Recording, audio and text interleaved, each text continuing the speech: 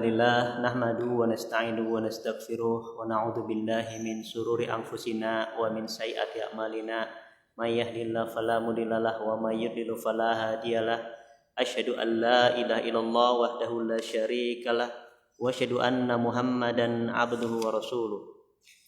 Qala Allah tabaraka wa ta'ala ya ayyuhalladzina amanu taqullaha haqqa tuqatih wa la tamutunna illa wa antum muslimun.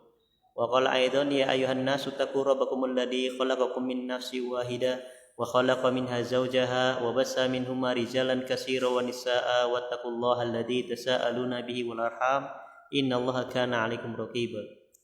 Wa qala aidan ya ayyuhalladzina amanu qulu qawlan sadida yuslih lakum a'malakum wa yaghfir lakum dhunubakum wa may yuti'illaha wa rasulahu faqad faza fawzan 'adzim. Fa inna asdaqal hadis kitabullah wa akhiral hadi hadi Muhammad sallallahu alaihi wasallam wa syarrul umuri muhdatsatuha fa inna kulla bid'atin dalalah wa kulla dhalatin finnar. Jemaah yang dimuliakan oleh Allah, bersyukur kita kepada Allah atas segala limpahan rahmat dan karunia-Nya. Salawat dan salam semoga tercurahkan selalu pada junjungan kita Nabi besar Muhammad sallallahu alaihi wasallam serta keluarga, sahabat dan para pengikutnya hingga akhir zaman. Mohon maaf sebelumnya, itu ada buku titipan dari teman ya, dari teman untuk dibagi-bagikan. Ya kadang ada teman nitipin buku fikih, buku akidah gitu. Qadarullah yang tersisa tinggal itu. Ya, jadi kalau saya ngisi kajian kadang ada titipan tak bagi-bagikan jamaah. Ini qadarullah enggak ada lagi ya, baik tebal ataupun kecil. Alhamdulillah ya, tema kita keutamaan menuntut ilmu agama. Sebelum itu saya sedikit mengingatkan para jamaah bahwasanya kita telah berada di akhir bulan Rajab ya, dan kita hendak masuk bulan Sya'ban. Sudah atau hendak saya kurang paham, udah ya. Ya, sedikit mengingatkan sebelum masuk ke pembahasan. Saya menukil dari beberapa hadis riwayat Imam An-Nasa'i ya. Bahwasanya Aisyah mengatakan kana ahaba syah syuhuri ila Rasulullah sallam an yasumahu Sya'ban bal kana yasiluhu bi Ramadan. Rasulullah SAW sangat suka berpuasa di bulan Syaban dan disambung dengan bulan Ramadan. Ya. Kemudian hadis yang lain dari Aisyah juga mengatakan, karena Rasulullah SAW yasumu hatta nakul ma yuftir. Rasulullah SAW itu berpuasa selama bulan Sya'ban sampai kami mengatakan Nabi nggak puasa selama bulan Sya'ban. Kemudian wa yuftir hatta nakul mayasum, dan kadang juga Nabi enggak pernah berpuasa selama sekali selama bulan Sya'ban. Sampai kami katakan Nabi enggak pernah berpuasa. Ya. Wa ma ra'aitu Rasulullah sallallahu alaihi wasallam fi syahrin aksar miman minhu fi Sya'ban, dan aku tidaklah melihat Nabi berpuasa sunnah yang paling banyak melainkan di bulan Sya'ban. Ini semua saya nukil dari kitab Sunan An-Nasa'i. Apa manfaatnya, Pak? Ya, manfaatnya apa? Para ulama mengatakan dalam setiap ibadah itu ada pembukaan ibadah dan penutupan. Ya, salat ada qobliyah, salat wajib dan ba'diyah. Nah, kita juga kadang kan kalau olahraga ada pemanasan ya, pendinginan. Bahkan dikatakan tadi hadisnya Nabi bahkan selama 1 bulan puasa. Ini apa? Kalau kita lihat paskibraka ya atau perlombaan, pasti mereka latihannya itu lebih lama daripada lombanya. Bapak-bapak misalnya mungkin mau kultum subuh lah ya, mempersiapkannya lebih lama. Kultum subuh nggak kerasa 7 menit. Saya ngisi 30 menit. Saya dari semalam ngulak-ngalik kitab-kitab hadis. Saya rujuk langsung karena saya modelnya nggak suka baca artikel. Kadang artikel nggak pas dengan kitab aslinya. Atau paskibraka upacara persiapan yang lain. Nah, ini di bulan Sya'ban itu bulan latihan, Pak. Kita biasakan puasa, biasakan baca Quran di bulan Sya'ban biar masuk Ramadan enggak lemes. Hari pertama Ramadan jam 10 sudah begini. Suwe temen jam 6 ya. Ya. Kemudian ini sebelum saya masuk ke keutamaan menuntut ilmu, karena tadi ada sekilas pembahasan yang penting ya, Pak. Ini bulan Sya'ban kita perbanyak berpuasa sebagaimana disuruh Rasulullah SAW. Dikatakan oleh Ummu Salamah anna Rasulullah kana la yasumu syahrain mutatabi'aini illa Sya'ban wa Ramadan. Rasulullah SAW itu tidaklah berpuasa 2 bulan berturut-turut kecuali Sya'ban dan Ramadan. Maknanya apa? Nabi Sya'bannya full. kemudian hajar ke bulan Ramadan. Ya, tapi kadang enggak. Ini berarti sunnah. Cuma untuk kita ya Pak, enggak ada salahnya kita bulan Sya'ban perbanyak berpuasa. Biar apa? Enggak kaget. Gimana mboten? Ya. Yang remaja biasa kan baca Quran. Baca Quran itu biar khatam bulan Ramadan. Perlombaan aslinya di bulan Ramadan. Sya'ban untuk ajang uji coba. Nek Sya'ban ora khatam, apa mending Ramadan ya? 10 hari terakhir itu harga murah-murah, nongkrong di mall-mall ya kan? Udah enggak tutup lagi sekarang. Nah, itu fitnahnya. Kemudian ada juga hadis dari Usama bin Zaid yang mengatakan, "Ya Rasulullah, lam araka tasumu syahron min syuhuri matasumu min Sya'ban." Ya Rasulullah, aku tidak melihat engkau banyak berpuasa kecuali di bulan sebagaimana kamu berpuasa di bulan Sya'ban. Qala, Nabi mengatakan, "Zalika syahrun yakfulun nasu baina Rajabin wa Ramadan." Bulan Sya'ban adalah bulan yang banyak dilalaikan oleh manusia, yang terletak di antara Rajab dan Ramadan. Ya kan ya? Bulan Rajab kan ramai ya Pak? Rajaban. Ya. Bulan Ramadan kita pasti ya kebanyakan kita memikirkannya Pak fokus ke bulan Ramadan kan? Nah ini Nabi mengatakan itu adalah bulan yang banyak dilalaikan manusia yang terletak di antara Rajab dan Ramadan. Dan Nabi mengatakan wa huwa syahrun turfa'u fihi al-a'mal. Padahal bulan Sya'ban adalah bulan diangkatnya amal Pak. Ya, jadi kan amalan itu diangkat setahu saya ya ada 3 kali Pak. Pertama itu harian, asar sama subuh. Kita sholat asar, nanti hadisnya saya bacakan ya. Yang kedua mingguan, hari Senin sama Kamis. Kemudian tahunan. Tahunan itu bulan Sya'ban. Perbuatan kita selama 1 tahun diangkat oleh Allah. Ngapain saja, tidak ada 1 detik pun yang terlewat di bulan Sya'ban. Ini tahunan. Kalau harian Senin Kamis amalan kita diangkat. Kalau jam-jaman itu subuh dan asar, ya amalan kita diangkat subuh dan asar. Nanti ada pembahasannya.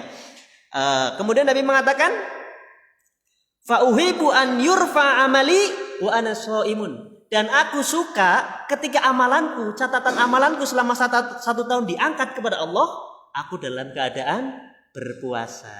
Nah ini apa ya? Perbanyak puasa. Jadi amalan kita nih rapotnya disetorkan di bulan Sya'ban sama Allah Subhanahu wa taala. Ini hadis riwayat Nasai semua ya. Saya nukil langsung dari kitab Sunan An-Nasai. Kemudian dari hadis yang sama dari Usama bin Zaid yang mengatakan, "Ya Rasulullah, innaka tasumu hatta la takada tuftir." Ya Rasulullah, kamu senantiasa berpuasa sampai-sampai kami mengira kamu enggak berbuka. Ya. Kemudian wa tuftiru hatta la takada antasuma illa yaumaini. Dan kami melihat kamu enggak pernah berpuasa kecuali di 2 hari. Di 2 hari. Nabi ini selalu berpuasa 2 hari. Ya. Yang lain sama sekali hampir nggak pernah ya. Kita kan kadang ada ya puasa Daud, puasa 14 itu dan yang lain. Nabi mengatakan, "Indah khala fi siyamika." Ya, jadi kamu pasti kalau 2 hari ini berpuasa. Ini dari Usama bin Zaid. Kemudian Nabi mengatakan, "Ayyaumaini." Hari apa saja itu? Ya. Yang tadi Usama bin Zaid bilang, "Kamu selalu berpuasa di 2 hari ini, yang lain hampir nggak pernah." Hari apa saja ini? Usama bin Zaid mengatakan yaumal isnaini wa yaumal khamis. Hari Senin dan hari Kamis. Nabi mengatakan zanika yaumani turadu fihi mal a'mal ala rabbil alamin. Pada hari itu amalanku diangkat. Amalan manusia diangkat kepada Allah Subhanahu wa taala. Wa fa uhibu an yu'radu amali wa ana shaimun. Dan aku suka ketika amalanku diangkat, aku dalam keadaan berpuasa. Nah ini yang harian. Kemudian terakhir sebelum kita masuk tema ya Pak ya. Karena ini sayang kalau dilewatkan. Yang terakhir saya nukil dari kitab Riyadhus Shalihin bab ke-188 babul fadli sholati subhi wal asr. Bab keutamaan sholat subuh dan asar. Dari Abu Hurairah mengatakan Rasulullah SAW bersabda, "Yata'aqabuna fikum malaikatu bil laili wa malaikatu bin nahar."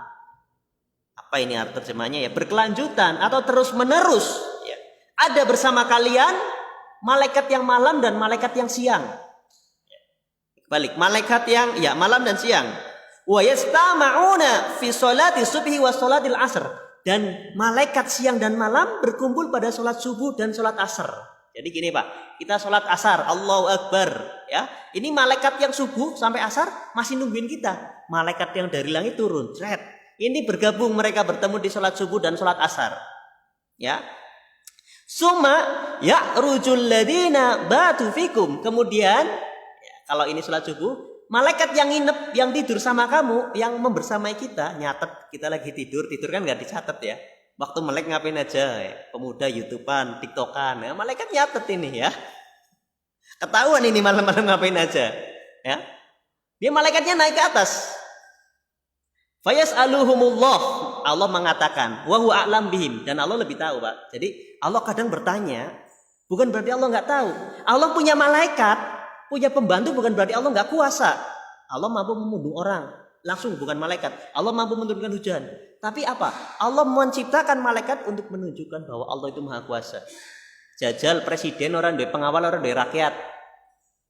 Kelihatan nggak kalau berkuasa? Enggak kan ya? Jadi Allah itu sombong dan Allah berhak sombong. Kita nggak boleh. Allah itu menunjukkan bahwa dia. Nah, ini Allah tanya bukan berarti nggak tahu. Ya. Allah tanya apa tadi? Kaifa taroktum ibadi. Kamu tinggalkan dalam keadaan apa hambaku? Ya, Allah tanya. Maka fayakulun, malaikat mengatakan taroknahum wahum yusallun wa atainahum wahum yusallun. Aku meninggalkan dia dalam keadaan sholat dan aku datangi dia dalam keadaan sholat. Sholat apa Pak? Asar dan subuh. Ya, jadi subuh itu kita dihadiri malaikat Pak. Asar juga, makanya jangan sepelekan sholat asar dan sholat subuh. Ya, itu mukadimah Pak. Sekarang kita masuk pembahasan tentang keutamaan ilmu. Ya, ilmu itu Allah mengatakan yarfa'illahu alladhina amanu minkum walladhina utul ilma darajat. Allah meninggikan derajat orang yang berilmu di antara beriman di antara kalian dan beberapa derajat orang yang diberi ilmu. Dan Allah juga mengatakan innama yakhsyallaha min ibadil ulama. Sesungguhnya yang paling takut kepada Allah adalah orang yang berilmu. Ya. Jadi orang-orang berilmu itu belum tentu dihafal, Pak. Orientalis itu bahasa Arab yang lotok, hafal Quran, tapi dia enggak yakhsya, enggak takut sama Allah. Kalau kita mungkin hafalan Qurannya juz amma be gratal-gratul, tapi kita takut sama Allah. Insya Allah kita termasuk orang yang bertakwa dan berilmu, karena puncaknya ilmu itu takut kepada Allah, ya. Bukan sekedar pintar ngomong gitu kan ya. Nah ini kan taklim namanya. Kalau dakwah teman-teman, jamaah yang dakwah dengan masyarakat, dakwah bilhal, ya. Kalau ini taklim, transfer ilmu, ya. Ada kalanya yang di depan lebih bertakwa daripada yang di depan. Ya.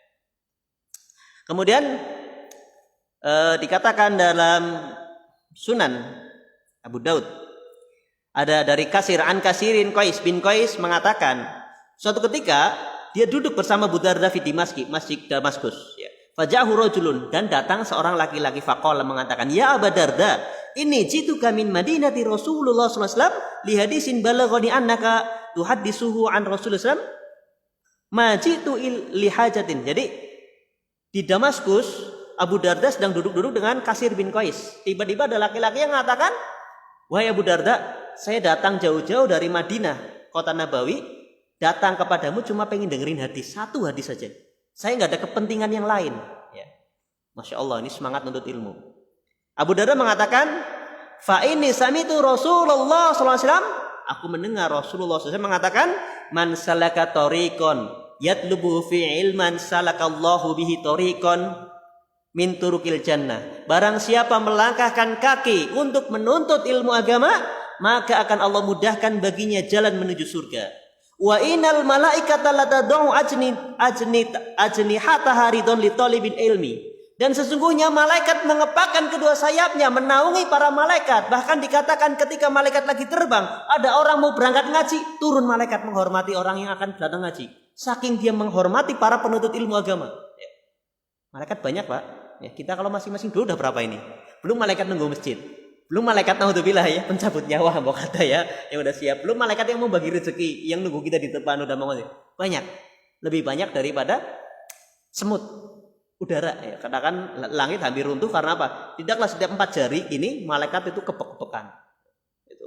Jadi malaikat lebih banyak daripada manusia. Malaikat mengepakkan kedua sayapnya menghormati para penuntut ilmu. Jadi ketika dari masjid, dari rumah mau ke masjid niatnya ngaji, dia dinaungi oleh malaikat. Ya.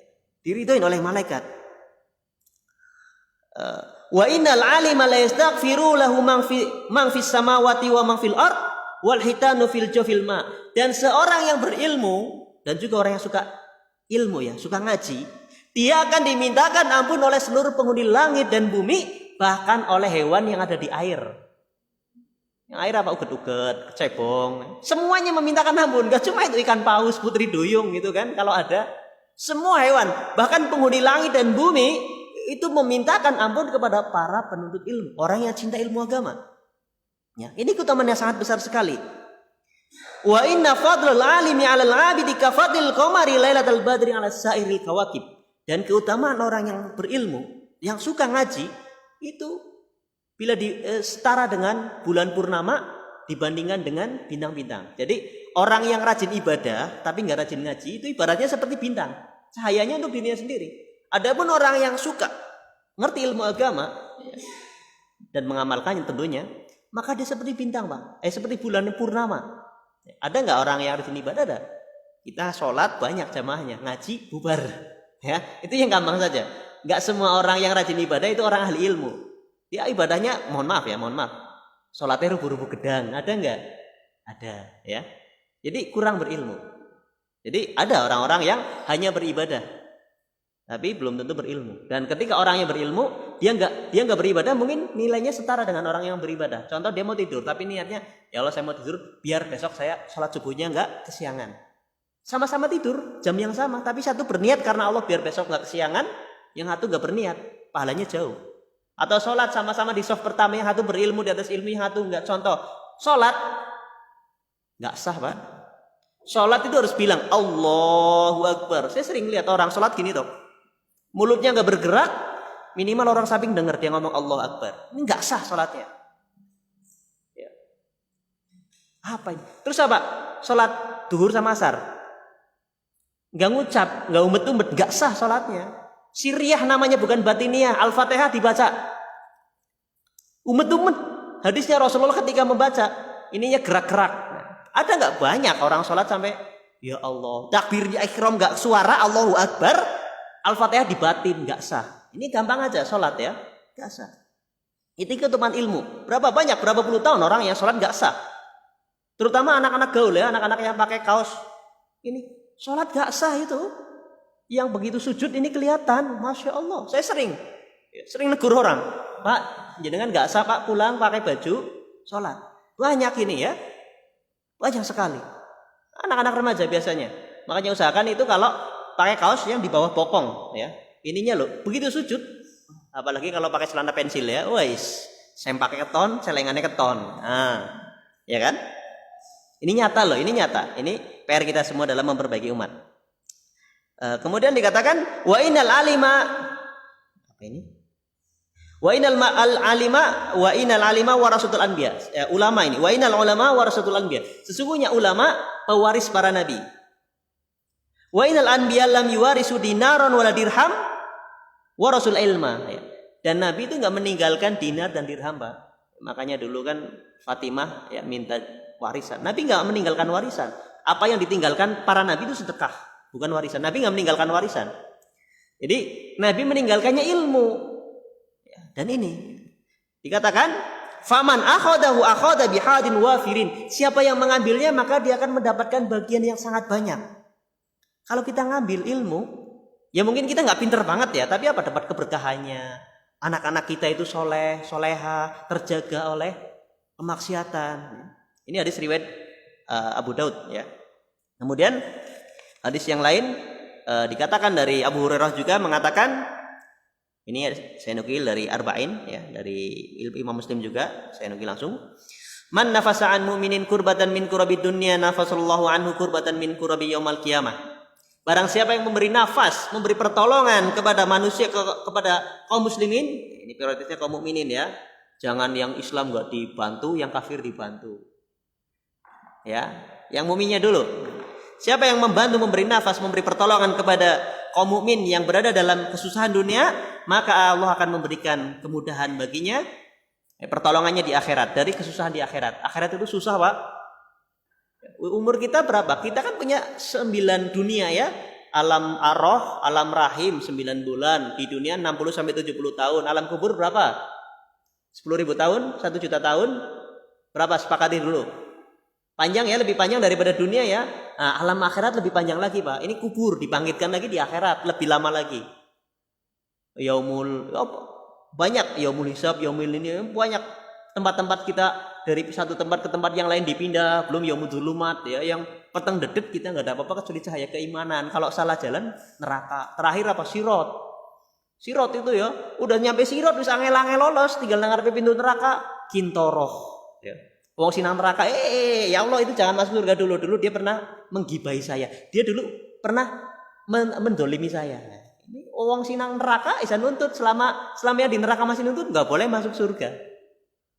Udah tuntut dikisos kan, dikisos. Sampai ketika dia udah nggak punya kebaikan, dosanya wong sinang neraka dibalang-balang, nah dia masuk neraka. Ini susah banget, Mas. Jadi perjalanannya masih panjang, Pak. Ya, perjalanan itu orang yang menolong di dunia akan diberi kemudahan ketika di akhirat oleh Allah Ta'ala. Dan akhirat lebih panjang. Satu harinya sekitar 500.000 tahun sampai lebih. Padahal di sana nggak cuma sehari. Ratusan mungkin jutaan hari. Dan dari satu tempat ke tempat lain kita digeser. Dari sini ya, yaumul mizan, terus belum kita lari-lari ke bapak kita Nabi Adam, Nabi Nuh dan yang lain. Lama sekali ya. Wa man yasara 'ala musirin yasarallahu 'alaihi fid dunya wal akhirah. Dan barang siapa memberi kemudahan kepada orang yang kesusahan, maka Allah akan memberikan kemudahan di dunia dan akhirat. Wa man satara musliman satarahullahu fid dunya wal akhirah. Dan barang siapa yang menutupi, nah ini aib itu ditutup, jangan diumbar kecuali dia memang penjahat ya. Contoh kita ngelihat orang baik ternyata dia lagi bermaksiat, ini aib, kita doakan, kita tegur. Tapi kalau kita ngelihat orang itu biasa nipu, ngajak bisnis cuma nipu, ini boleh diumbar karena dia cari mangsa. Paham? Bedakan aib yang ditutup sama memang dia cari mangsa. Kadang orang kan janganlah itu aib. Bukan, yang aib yang mana, yang memang dia penjahat mana, ini boleh. Ketika dia merugikan orang banyak, suka bohongin gitu, boleh kita umbar. Waspada sama dia tukang nipu, tukang bohong. Tapi kalau dia sekali dua kali terjatuh ya, qadarullah disuruh pegang uang rakyat, uang warga, dia pas butuh dia ngambil ya. Mungkin khilaf atau kepepet satu kali dua kali aib ini. Tapi kalau setiap itu dia ulang-ulang, nah ini bukan aib. Waspada sama orang itu, jangan dikasih amanah. Nah, ini ya boleh ya. Wallahu ta'ala alam. Kemudian dikatakan mana tadi? Wallahu fi 'auni 'abdi ma kana al-'abdu fi 'auni akhi. Dan Allah Subhanahu wa taala akan senantiasa menolong hambanya selama hambanya mau menolong yang lain, saudaranya ya. Man salaka tariqan yaltamisu fihi ilman sahalallahu lahu bihi tariqan ilal jannah. Dan barang siapa yang duduk yang melangkahkan kaki untuk menuntut ilmu agama, belajar ngaji, akan Allah mudahkan baginya jalan menuju surga. Wa majtama'a qaumun fi baitin min buyutillah yatluna kitaballah wa yatadarasunahu bainahum illa nazalat 'alaihim sakinah wa khasyiyatuhumur rahmah wa hafathumul malaikah wa zakarahumullah fi man indah. Dan tidaklah suatu kaum yang berkumpul di antara masjid dari rumah-rumah Allah, melainkan akan turun kepada mereka sakinah, mereka diliputi rahmat, dan malaikat akan mengelilinginya, dan Allah Subhanahu wa taala akan menyanjungnya di hadapan para malaikat yang ada di sekelilingnya. Jadi ya, kita ini banyak sakinah, ketenangan. Kalau ngaji cuma emosi, benci sama orang ya. Ini enggak sakinah. Ngaji itu bikin sakinah. Ada orang ngaji pengennya cerai. Salah ngaji nih, Pak. Saya pernah dicuratin sama ibu-ibu, Ustaz saya pengen cerai, kenapa? Suami saya nggak sholat, saya kan sekarang udah hijrah. Loh, ngajinya kemana? Ini salah. Justru kan dulu nyenengan nggak hijrah, suami nggak hijrah, sekarang tugas nyenengan nyeret suami hijrah. Ya enggak? Bukan malah minta cerai, tapi dia imam saya. Enggak ada hubungannya. Nafsi ya. Istrinya Firaun aja bisa masuk surga. Ini kan kadang ada yang seperti ini. Ngaji pala emosi sama saudara, pala sama keluarga, bahkan ada yang apa? Mengkafirkan. Ibu saya kafir, musyrik. Ada nggak banyak orang baru ngaji ya, dikit-dikit kafir syirik. Ada namanya uzur bil jahil, dimaafkan karena kebodohan. Ya, ini orang tua kita nggak ngerti, tugas kita mendoakan dan menasehati. Kuat-kuatan siapa? Kita apa orang tua kita? Ya, ketika mati dalam keadaan kayak gitu, kita berdoa, ya Allah orang tua saya bodoh, ya Allah ampunilah dia. Jangan pala orang tua aku kafir. Saya pernah teman main ke rumah, Ustaz orang tua saya kafir. Kamu siap konsekuensinya? Siap Ustaz. Bapakmu mati koroli warisan. Diem dia. Padahal anak orang kaya.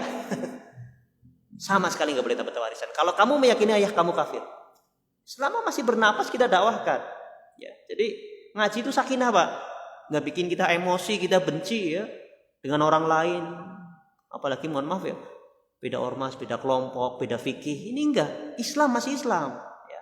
Jangan dikit-dikit ribut, nggak sakinah itu. Ada pengajian emosi eksklusif ya. Begitu ngaji memandang yang lain remeh. Ini enggak sakinah.